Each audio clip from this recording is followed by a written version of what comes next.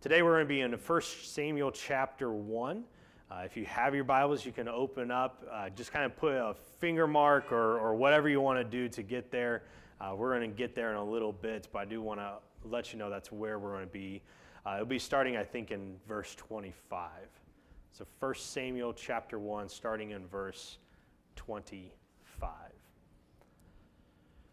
Over the last couple of weeks, we've been talking about relationships, and in particular, we've been talking about our relationship to children. And we've talked about two of the most important relationships you can have. We talked about grandparents, we talked about parents. And so those are some of the most vital relationships in the lives of children. And so if we understand that, if we know that, and we know that those are the most influential, sometimes we can be left with the question, okay, what is my role with children? And so we want to talk about that. We want to kind of wrap up this idea of how we relate to children by talking about the rest of us, those who aren't parents, those who are not grandparents. And this issue is significant. It's significant because of future. I mean, the children are the future of our world, of our country, of our church. And so if we as a church are not influencing the next generation for Jesus, we're going to get old and we're going to die off, and then we're not going to have a church anymore. And so it's important that we focus on this next generation and we think about what impact we can have in their lives. Sometimes parents aren't the best parents in the world. And we know that, and we know people that are like that. Sometimes the grandparents aren't always having everything together, and they themselves cannot raise children. And so what do we do in those situations? What do we as a church do when the parents aren't really good parents and the grandparents aren't raising their kids in the Lord? In 2015, there was an estimated 670,000 kids in the foster care system. Over 500,000 children who were not with their parents and not with their grandparents, and not because they did anything wrong, but totally because of whatever was happening in their lives of their parents. And that's a lot. I mean, that's more than what we often think about. The average age of those kids is about 9 years old, and they said that on average they will stay in the foster care system for 2 years.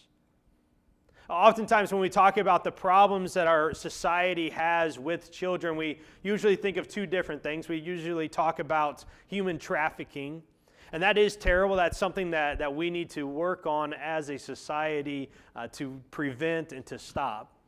The other thing that we typically think about is abortion. And we think about all the kids that are killed before they are even given a chance at life. In fact, they say that there's more kids that are aborted each year than are in the foster care system. But for some reason, we don't usually talk about adoption. We don't usually talk about foster systems. And I wonder if some of it's because it's so close to us. You know, it is in Mexico. It is here in Missouri.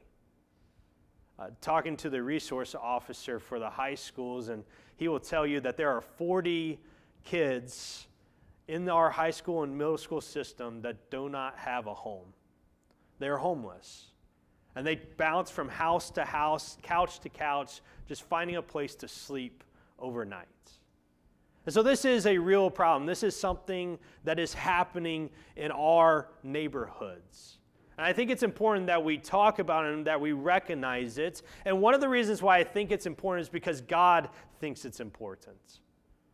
In Psalm chapter 68, we read these words: "Sing to God, sing praise of his name, extol him who rides on the clouds, rejoice before him, his name is the Lord." And then notice what it says: "He is a father to the fatherless, a defender of widows is God in his holy dwelling. God sets the lonely in families, and he leads out the prisoners with singing." See, our God is presented in the Old Testament time after time as a father to the fatherless, to those who do not have parents, to those who are mistreated by their parents. God is that for them. And he said, and we're told here in Psalm 68, one of the reasons why we are to praise God is because he sets the lonelies in families. God cares for children. And God cares for what happens in their lives, both physically and spiritually. And we have the power to influence children, even if they're not our own. And it's a power that we must take seriously. And so this is an issue that God cares about, and it's an issue that we need to care about as well. To talk about this issue, I want to bring up a friend. Her name is Lexi. You probably know her.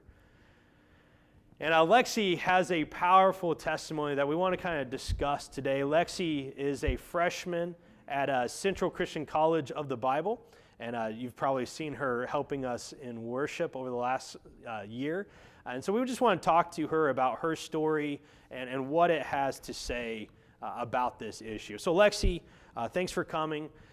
To begin from the beginning, what was your life like with your family?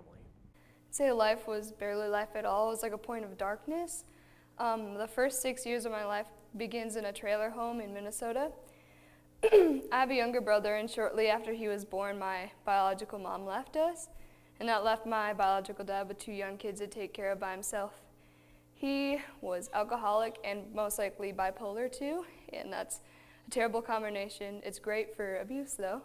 And he wanted to show dominance over us, and so he would just do things without explanation.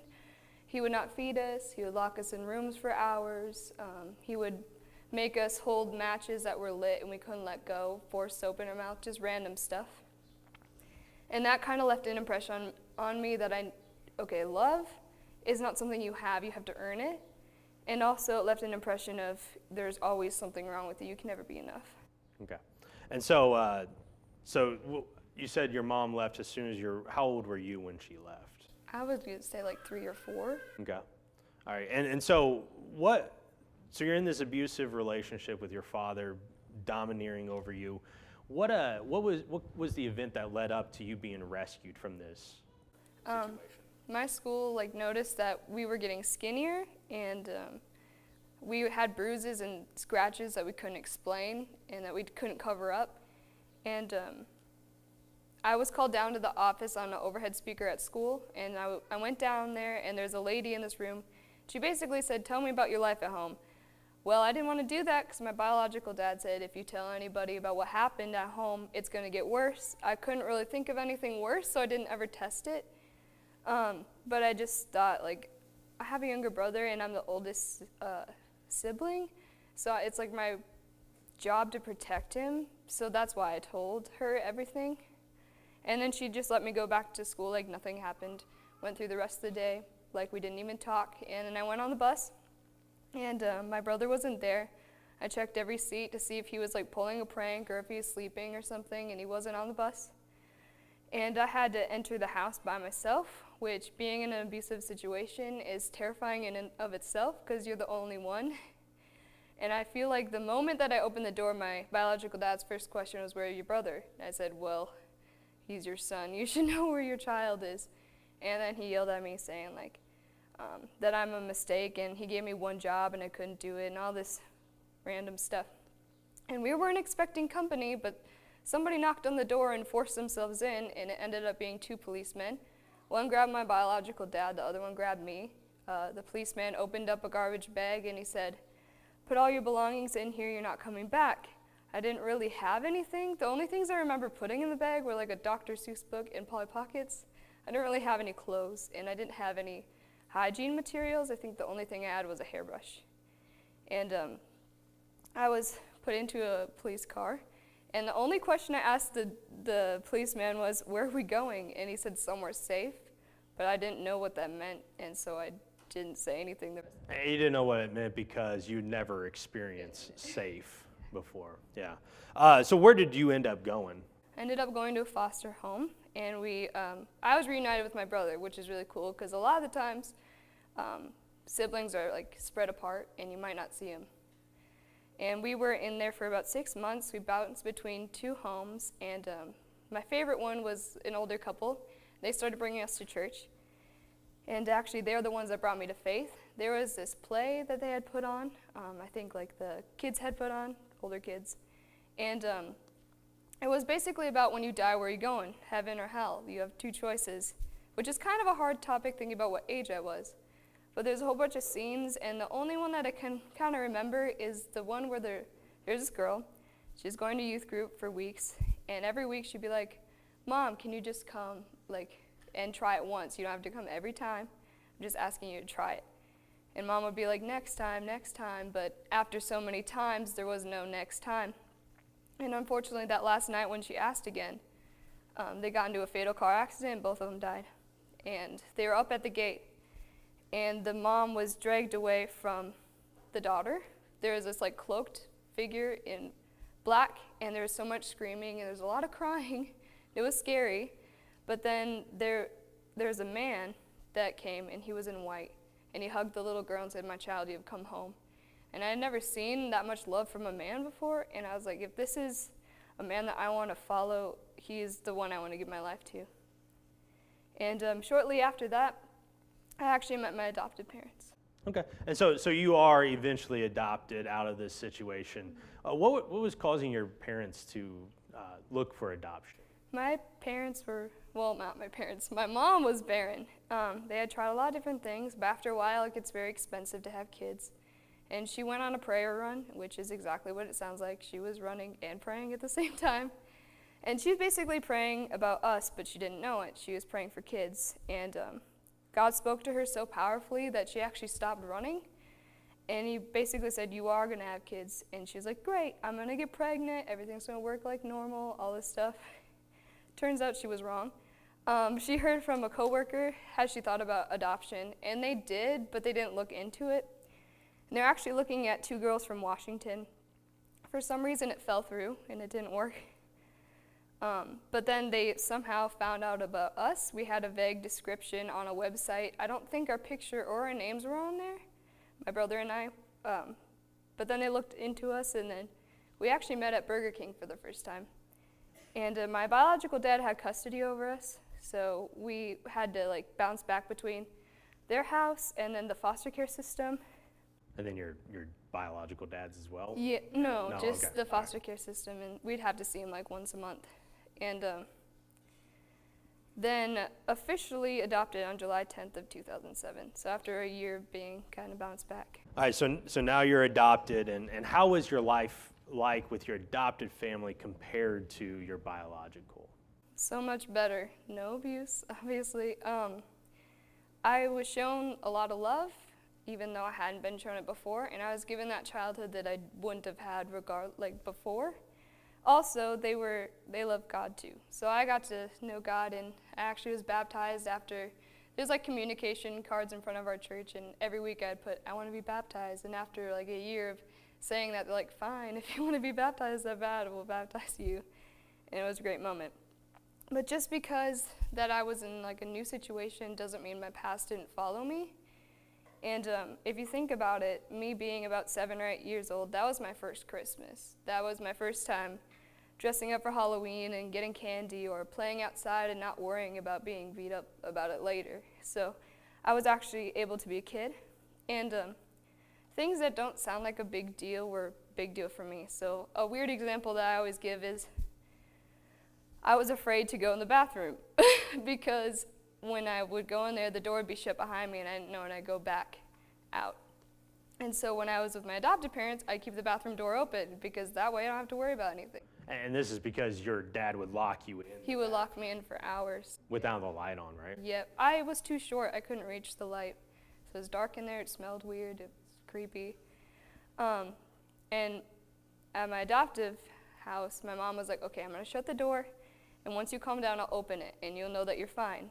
Well, the moment she shut her door, or that door, I started screaming and crying, and I wasn't in my adoptive home anymore. I felt like I was back with my biological dad. But then once I had calmed myself down, she opened the door and she gave me a big hug and said, I'm so proud of you. You worked through that, and you know that we're here. And so just something that you wouldn't think of was a big deal for me. And there's a lot of other examples, but I'm not going to go into details. And And I had a great childhood. Things were great up until about junior year of high school. They say that a traumatic past hits you in about 10 years, and it hit me. And the lies that I've been fighting off for so long kind of caught up. And mainly, the ones that were going through my head was, okay, your parents don't leave you unless if there's a reason, so what's wrong with you? Why did your biological mom leave? Like, it's probably your fault. And then my other question was, okay, so you're taken out of your situation, it was never resolved. Why were you being abused? What did you do wrong? What did you not figure out something's wrong with you? And so you thought all the problem was on you. On me, yeah. And that kind of turned into anxiety. And I was just overthinking everything and overanalyzing, basically thinking that everyone was out to get me. And I never lost my faith, but it definitely wasn't as strong as it could have been. And I was writing in a prayer journal, and I said, God, I have no idea what's happening. I know you put me in a great situation, but right now it's really hard. And I don't know what's going on, but like your will be done. And I said, amen. And I feel like the moment that I was done with that prayer, like the room kind of felt like it twisted, and my heart was racing really fast, and I couldn't breathe, and I wanted to cry, but I didn't feel like I had any tears left. And the only thought that was coming through my head was, there's no hope. There's no hope, and it felt like it just kept repeating. That's the only thing I could think of. And after that was over, I didn't know it then, but it was a panic attack. I basically thought, so if you're in so much pain, like you shouldn't have pain. That shouldn't be a thing that you should have anymore. So how do you end it? And so I thought about all the ways I could kill myself, and I thought about pills. I knew exactly where they were. I knew what I could take, but there's a good chance of me being like resuscitated, and I didn't want to deal with the after effects of my adopted parents feeling like they weren't enough because they gave me a good future. And so I thought about guns, but they're locked up in a safe. And then I thought about cutting, but I didn't want attention, I wanted help. So for some reason, I resorted to not eating. I wasn't really eating in the first place, so now I just really wasn't eating at all. And I didn't know it at the time, but a couple weeks after that, my friends told my teacher, which told my parents about how much I was struggling. I was that good at hiding it. And I remember that night I was working at Subway, like I always do. It was in Minnesota, though. And my mom came in, and she never comes into work. She knows where I am. I tell her. I'm truthful. And she came in, and she was so pale. And she was searching the room, and when she saw me, she almost looked relieved. And she did get a sub, but I don't think that's the reason why she was there. I think she was checking to see if I was where I said I'd be. And that night, I got home, and my parents called me to their room. They said, what's happening to you? Like, how are you doing? And I was like, oh, I'm stressed out with schoolwork, just giving like vague stuff. And they're like, okay, we already know. Just tell us. We want to hear it from your perspective. And I told them everything. There was a lot of crying. It was super hard. But they basically said, like, you can come to us for anything. We're not them. We're different. And also, they pointed me towards counseling, and I got counseling, but also God called me to be the ultimate counselor as well. So I got a lot of help. God called you to come to him too. Yeah. Okay. Like I have to trust him. I can trust people, but if I don't trust him, it's not going to fall into place. Okay, cool. And so what is your story? How does your story give you perspective on who God is? It gives me a lot of perspectives on who God is. But some of the main ones that I've learned is God can change any situation. I know when I was in my situation, in the abusive home, I didn't really think about getting out of it. I just thought, this is my life, and how do I survive? But God took me out of it. I also thought God can change any person. I know that my biological dad beat me, but he is now a Christian and is married to a different woman, and they're great together. So it's just crazy to see like the person that gave so much pain is so much better and changed. God loves everybody, victims and abusers. It doesn't matter. And then also God forgives, so should I, which is super hard for me, but I'm working on it. Yeah, awesome. So what's some advice? What's some things that we can take away from your story? I'd say if you're called and or convicted to adopt, don't wait, do it. I would say it's probably one of the hardest things to do, just from hearing my adopted parents would say, like hearing what they've said about it, but it's also the most rewarding because you're giving a child that's not going to have a future. And you just being there, loving, and pointing towards God is going to be enough, even if you don't feel like you're helping at all. Also, if you feel called or convicted, be like a foster family. Because there's a lot of kids that, because there's not enough foster homes, are actually like either stuck in their situation or they're moved to like a different state or something, and because there's not enough around. If you notice something and you don't feel like you can help yourself, tell somebody who can help. So like some kind of official. I get help through my school, and so you can go to somebody who knows what to do. And if a kid is transitioning and you're not sure how to help because you can't take them in, just like offer up your home or something. Just say like, for a couple hours you can come over and study or whatever. That way they're not in their situation anymore and they can get away from it for a while. And if you see something, say something. Don't just sit there idly, because you're almost the one that's doing the same thing as the person that's abusing, which sounds really harsh, but it's kind of true. And also pray for all of us. There's so much power in prayer. All right, thank you, Lexi. Let's thank her for her story. Thank you. So Lexi's testimony, I think, is important in this topic just because it shows how powerful we can be in impacting children. Her foster parents, they didn't have to take her in, but they chose to take her in, and they led her to Jesus. Her adoptive parents didn't have to adopt her, but they chose to adopt her, and it led to who she is today. And there's just a vast difference that can happen in this if we are willing to step up and lean into these children that are desperately needed. We want to look at this from the perspective of Samuel today. We see that God is very much concerned about children. I mean, he cares about them. There's a society that for many years did not care about children in any way, shape, or form. Most of the world, that's how it's been. And so God radically changes this in the lives of the Israelites. And what God kind of teaches us throughout the Bible is this, is that while we may not be the parents or the grandparents, anyone can influence the life of a child. Anyone has that power. It just takes time and investment.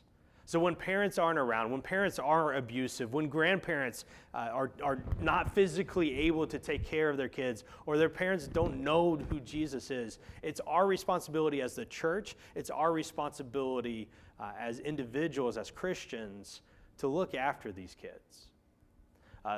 Former professor of mine, he works with foster kids all the time, and one of the statistics that he always throws out is this: we may have 670,000 kids go through the foster care system, but there's roughly 300,000 churches in America.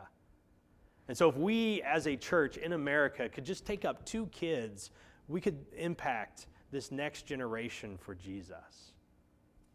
In the Old Testament, there was a form of worship called the worship to Molech. Molech was an idol that the people of Canaan worshipped. And when it came time to sacrifice to Molech, they would not sacrifice animals, and they would not sacrifice the first fruits of their crops. What they would sacrifice is children. And they would take this idol that had a hole cut out of its belly and hands that were hanging right here, and they would superheat this idol until it got super hot, and they would throw the baby between the hole into the hands of the idol. And most of these babies did not survive. And God speaks to the Israelites in Leviticus chapter 20, and he says these words to them about this particular form of worship. He says to Moses, "Say to the Israelites, any Israelite or any foreign residing in Israel who sacrifices any of his children to Molech is to be put to the death. The members of the community are to stone him. I myself will set my face against him, and I will cut him off from his people. For by sacrificing his children to Molech, he has defiled my sanctuary and profaned my holy name." So essentially, God takes an interest in this issue. And we have to understand that children were being sacrificed. That's crazy to us. But God cared about children. And so God says, you are not to sacrifice to Molech. And if you see someone doing that, do something about it. And then he continues by saying this: but if the members of the community close their eyes when the man sacrifices one of his children to Molech, and if they fail to put him to the death, then I will be against them. And so what God says is, you have a responsibility. When you see somebody doing this terrible thing, your responsibility is not to close your eyes and pretend that it's not happening. Your responsibility is to stop it. And yes, we don't sacrifice to Molech any longer. But we have people in our communities that are treating their kids pretty badly. And we cannot afford to continue to close our eyes to the problem and ignore it. And in fact, if we were going to close our eyes and ignore it, we deserve the punishment that's talked about here. And so we have to be aware of this issue. We have to be looking for these things that are going on. And we have to stand up for the rights of these children who can't stand up for themselves. Samuel is a great story to talk about adoption. Hannah gives Samuel over to Eli, and it's not because she can't take care of him, but she does it in a little bit different way to dedicate him to the Lord. And so we have this wonderful image and seeing what Eli does in this situation. And I think there's two principles we can take from this story and apply it to our lives as we are dealing with children that are not our own. So let's look at this. 1 Samuel chapter 1, verses 25 through 38. That is not the right numbers. 25 through 28. There's not 38 verses in this chapter. The first principle I think we can see in this is this. Sometimes children are thrust upon us to take care of. All right, and so here's what happens. When the bull had been sacrificed, they brought the boy to Eli, and Hannah said to Eli, "Pardon me, my lord, as surely as you live, I am the woman who stood here beside you praying to the Lord. I prayed for this child, and the Lord has granted me what I have asked of him. So now I give him to the Lord, for his whole life he will be given to the Lord," and he worshiped the Lord there. Notice what happens in this story, okay? Eli is an older man. We find out that his sons are practically grown. He's probably already sent them off to college or wherever, and now he's being given this young child, probably 2 or 3 years old. And I don't know about you, but when my children are that age, I'm probably ready for a break. All right? And so I can't imagine what Eli is going through his head as this child is brought to him and said, "Will you raise him?" Sometimes, without us asking, children are thrust upon us for us to take care of. And we need to be like Eli, and we need to accept that challenge. Chantel was about 6 years old when I first met her. We had come in contact with their family through Chantel's cousins. But Chantel, when we met her, first was living with one of her aunts and would bounce back and forth from one aunt to the other for the years that we knew her. Her mom had been thrown into prison because of drugs, and so she was not in the picture. And so Chantel was in this situation where she was being taken care of, and her aunts were really good people, but there was no Jesus. And we started to take Chantel on Wednesday nights to, it wasn't Awana, it was something else, GA girls or whatever. And we took her there, and we picked her up on Sunday mornings and brought her to church. And she would spend Sunday afternoons with us. She would eat dinners with us on Wednesdays. And we would just spend time talking about her life and talking about school and talking about boys. I didn't talk about boys. My wife talked about boys. But they were talking about boys together. And for 6 years of her life, we were able to teach her about Jesus. And it wasn't something that we asked for. It wasn't something that we're like looking for some kid in the community that needed to know about Jesus. We simply got to know who she was by accident. And there are kids in your community that sometimes they just need somebody to accidentally fall into their lives. And it might be the neighbor kid. And their life situation might be terrible, but their life situation may not be terrible. Chantel's was not necessarily bad. She had people that cared for her. They just didn't know Jesus. And as a church, we have to take responsibility not just for the physical safety of kids, but for their spiritual well-being as well. And sometimes that happens not when we're looking for it, not when we're asking for it, but when they are thrust upon us. The second principle we can take from this story is this: while we may make mistakes, it doesn't always disqualify us from helping raise other children. Notice what happens in chapter 2. Eli was not perfect. All right, Eli was a mess. His kids, they turned out terrible. All right, they were doing all kinds of things as priests of the Lord that they should not have been doing. And Eli actually confronts them in verse 22 of chapter 2. This is what he says. Now Eli, who was very old, heard about everything his sons were doing to all of Israel, and how they slept with the women who served at the entrance of the tent of meeting. And so he said to them, "Why do you do such a things? I hear from all the people about these wicked deeds of yours. My sons, no. The report I hear spreading among the Lord's people is not good. If one person sins against God, or one sins against another, God may mediate for the offender. But if anyone sins against the Lord, who will intercede for them?" And his sons, however, did not listen to their father's rebuke, for it was the Lord's will to put them to death.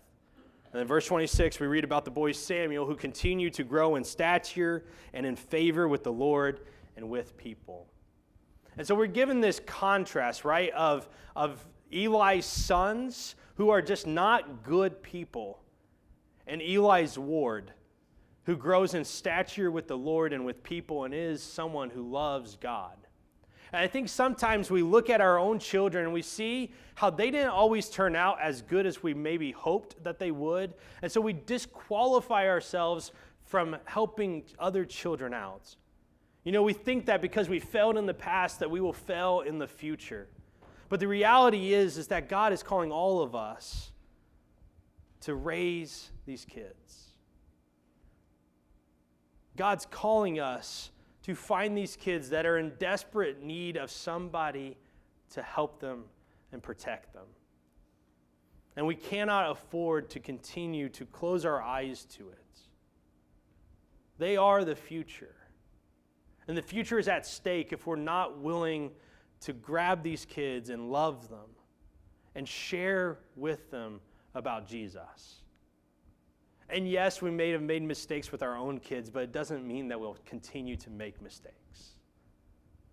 And so my challenge to you this week, and listening to Lexi's story and seeing how impactful it can be if we as a church stand up and say enough is enough, if we can look into the lives of these kids who need help. My challenge is that we take that responsibility for ourselves, that we recognize that there are kids out there that need help, and sometimes we may not be asking for it, but they fall into our lives. And we have a responsibility not to shove them off, but to show them who Jesus is. And so show them Jesus. Be like Eli. Choose to raise them as best as you can. And maybe you don't take them into your homes, and that's okay, but maybe you support the foster families that are in our church now. You be grandparents. These kids need to know who Jesus is. And if we want a church that is 50 years later still strong, then it means that we start with our kids. Let me pray for you. Dear God, we're grateful that you are a father to the fatherless, that you seek out the lonely and you provide families for them. I thank you for this church family that we have, this deeper bond that only comes through knowing you. I pray in our lives, Lord, that we will not ignore this issue, that we will not continue to live life like we've always lived it, but rather that we will seek to find ways to bring rescue to those who are in need.